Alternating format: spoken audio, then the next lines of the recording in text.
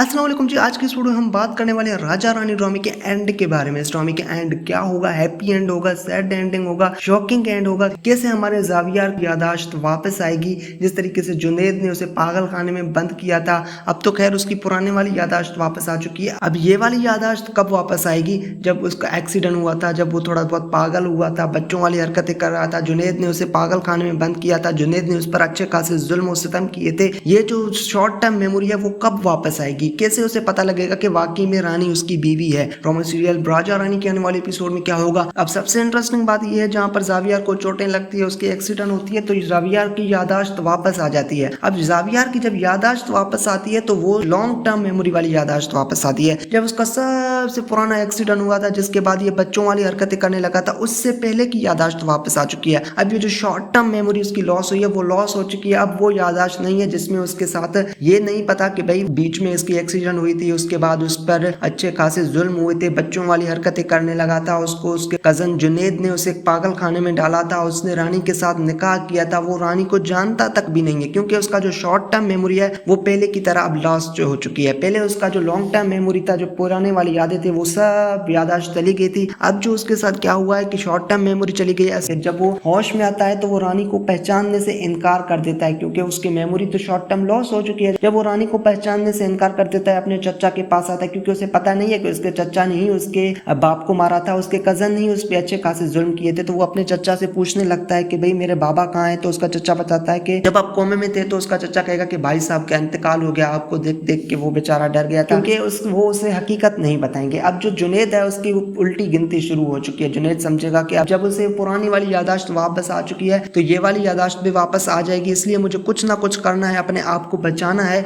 तो इसको दोबारा से वैसे ही पागल बना देना है जैसे पागल था। फिर वो डॉक्टर्स के पास आएगा और उसे पैसे देगा कि भाई इस बंदे की जो शॉर्ट टर्म मेमोरी है वो लॉस हो चुकी है, अब ऐसा करो कि इसकी जो लॉन्ग टर्म मेमोरी है वो भी चली जाए और ये फिर से पागल हो जाए। तो डॉक्टरों के साथ मिलके ये दोबारा उसकी गलत ट्रीटमेंट करेंगे। जैसे शेर ड्रामे में शेर की गलत ट्रीटमेंट उसके चचा करवा रहे थे, उसके कजन्स, इसी तरह से इस ड्रामे में भी जावियार की गलत ट्रीटमेंट कराएगा जुनैद और उसके बाप। तो आप लोगों को दिखाया जाएगा जब इस बारे में पता लगेगी हमारी उस नौकरानी जिसने जावियार को माँ बन के पाला, उस नौकरानी को पता लगेगा कि भाई इस बंदे की गलत ट्रीटमेंट हो रही है। फिर वो सीधा जाएगी रानी के पास और रानी को पूरी हकीकत बताएगी। रानी का राजा भी वापस आ चुका है, लेकिन उसका निकाह हो चुका है अब जावियार के साथ। तो किसी और के साथ मोहब्बत या अफेयर कैसे चला सकती है? हाँ, वो राजा के साथ मोहब्बत करती है, लेकिन राजा ने ही उसे छोड़ा था, ना कि रानी ने, क्योंकि राजा ने आने में देर किया था और रानी ने जावियार के साथ शादी की है। अच्छा चलो, जावियार नहीं मान रहा इस बात को, तो लेकिन रानी है तो उसकी बीवी ना।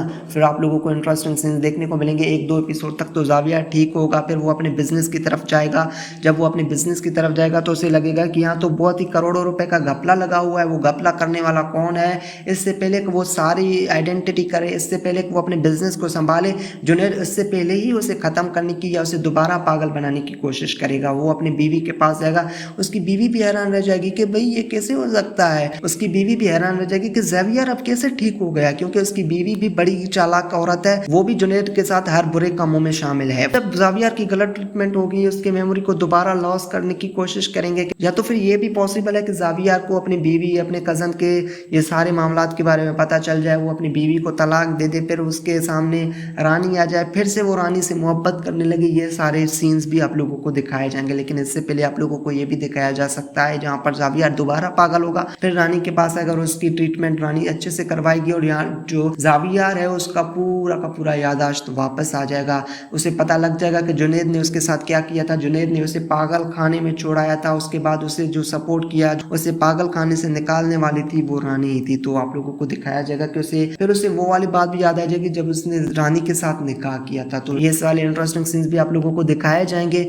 और डॉक्टर्स को भी एक्सपोज होते हुए आप लोगों को दिखाया जा सकता है। और आप लोगों को ये भी दिखाया जा सकता है उसके चचा को, और इतने में जुनैद को जावियार ठीक होने के बाद जेल में डाल देगा और उसकी चच्ची भी उससे माफी मांगेगी, लेकिन जावियार उसे माफ नहीं करेगा और इतने में रानी के साथ रहने लगेगा अपने घर में। तो ये ड्रामे की कंप्लीट स्टोरी थी और इस ड्रामे का हैप्पी एंड होगा, 100% हैप्पी एंड होगा। तो इस ड्रामे में काफी सारे लोगों ने फैसल कुरैशी की एक्टिंग को क्रिटिसाइज किया, जिस तरीके से कह रहे थे कि वो बचपन वाला करेक्टर कर रहा है, 52 ईयर्स का बंदा है और बच्चों वाला करेक्टर कर रहा है, तो वो उसे सूट नहीं कर रहा। तो मैं उन्हें बताना चाहता हूँ, इस ड्रामे में जो जावियार का करेक्टर वो 35 to 36 ईयर ओल्ड बंदे का करेक्टर है। ये कोई बच्चे का करेक्टर नहीं है। ये तो उसका एक्सीडेंट हो गया था, उसके बाद वो अपना मेमोरी लॉस कर चुका है, वो अपनी यादाश्त भूल चुका है, इसलिए वो बच्चों की तरह रिएक्ट कर रहा है, ना कि इसे बच्चा दिखाया गया। इसे कोई बच्चा दिखाया नहीं गया, बल्कि इसे बच्चा बन के दिखाया गया है। ये बच्चा है नहीं, उसने अपना अच्छा बिजनेस संभाला हुआ था, लेकिन ये तो एक्सीडेंट हो गया था, इसलिए उसे क्रिटिसाइज ना किया जाए। ओवरऑल इस ड्रामे को ज़्यादा व्यूज़ आने चाहिए थे और 6 to 7 मिलियन व्यूज़ पर एपिसोड आने चाहिए थे। 7 to 8 की टीआरपी लेनी चाहिए थी इस ड्रामे की, जितनी ज़्यादा डिजर्व करता था ये ड्रामा उतना नहीं ले रहा है, क्योंकि इस ड्रामे के मुकाबले में बड़े बड़े ड्रामे जैसे शेर, हमराज, वो ड्रामे इस वजह से ये ड्रामा दब गया। अगर व्यूअर की पर्सपेक्टिव से देखा जाए तो ड्रामे की स्टोरी कुछ नहीं थी इस ड्रामे में, हमें मतलब इतना ज़्यादा अच्छा भी नहीं था, इतना ज़्यादा बुरा भी नहीं था।